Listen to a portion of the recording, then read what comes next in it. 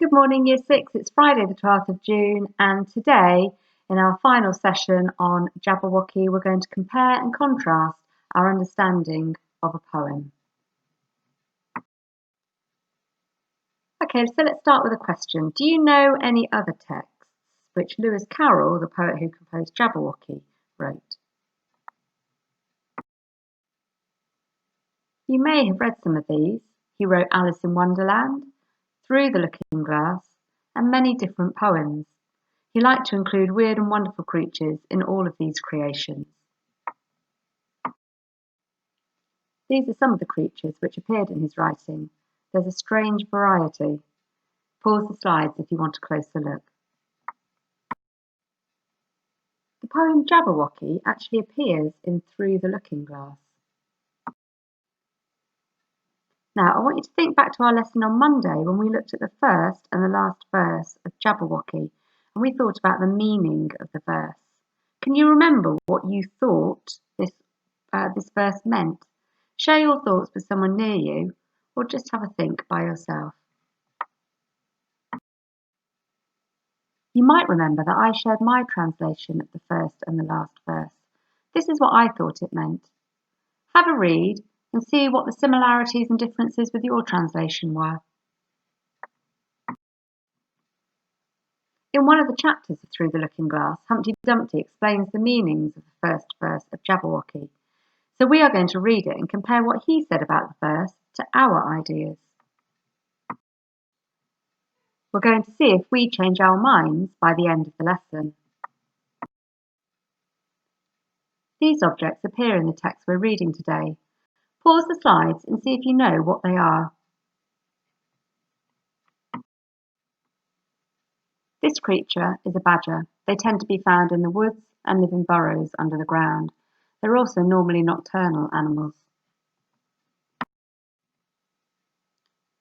This is a gyroscope, a spinning disc or wheel.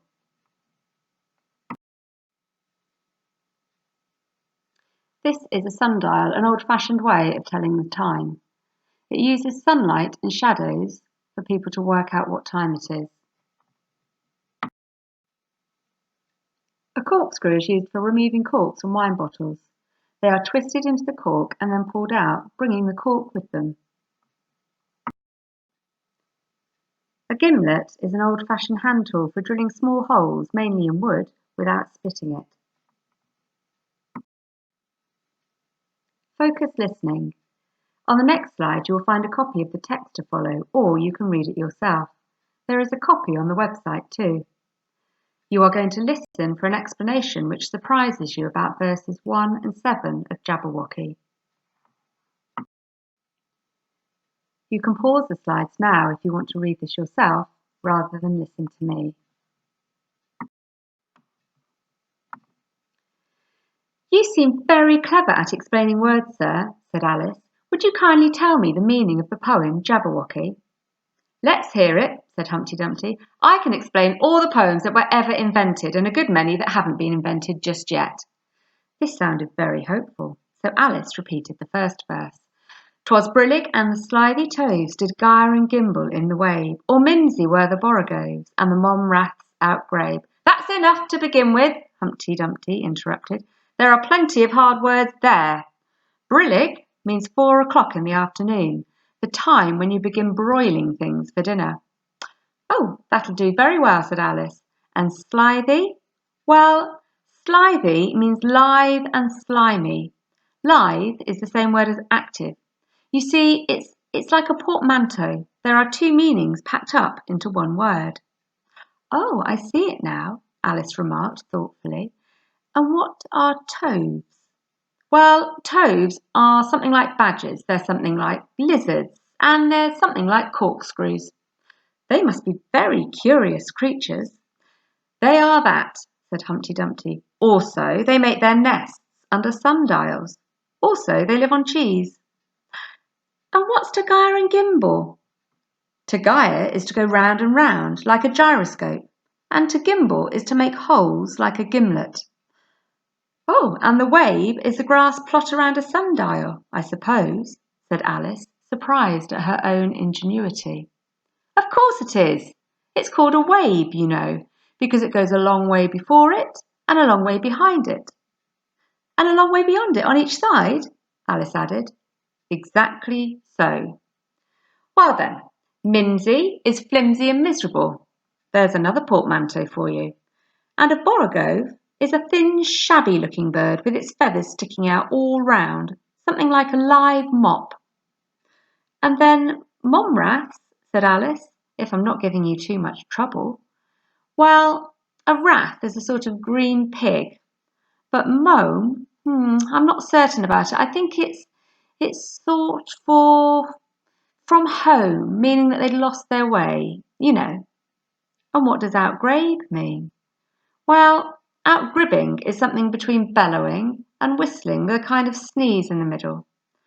However, you'll hear it done, maybe, down in the wood yonder, and when you've once heard it, you'll be quite content.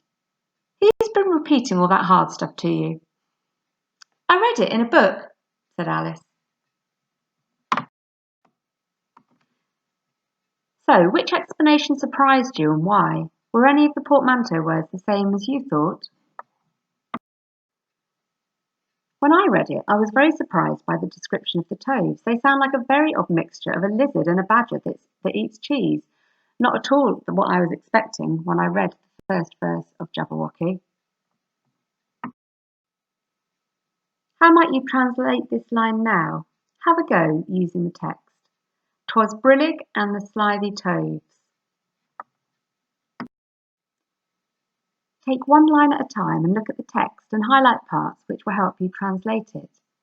You can see I've highlighted the part which talks about the meaning of brillig and describes what the toves are like to help me translate the first line. Having read the text, I now think "'twas brillig and the slithy toves" means something along these lines. It was about 4 p.m. and the slimy, live, badger-like lizards. What would you write? Next, I'm going to look at the line "Did gyre and gimble in the wabe." As before, I have highlighted parts of the text which will help me understand the meaning of the words gyre, gimble and wabe. I think the second line is telling us about what the slithy toves were doing. So when I put my two translations together, they make sense. It was about 4 p.m. and the slimy, live, badger-like lizards did twist round and round, making holes in the grass under the sundial. I wonder what you will translate yours into. Okay, so your task today. Please write out your explanation of the first verse of Jabberwocky based on evidence from Humpty Dumpty's explanation. There is a writing frame on the next page, which can also be found on the website, or you can just write it on a spare piece of paper or in a book if that's what you're working in. There's also an extension question. Which translation do you prefer? Yours from Monday or the actual one from Lewis Carroll? And why? Pause the slides if you want to use this as a guide. Finally, to end the week, here is a range of illustrations of the Jabberwock through the years. Which do you prefer and why? Which is most like the image you have of the Jabberwock, or is your image completely different? Okay, well done for all your hard work this week, and thank you to those of you who've shared it by email. Enjoy whatever you get up to at the weekend and stay safe. We'll be back on Monday. Bye.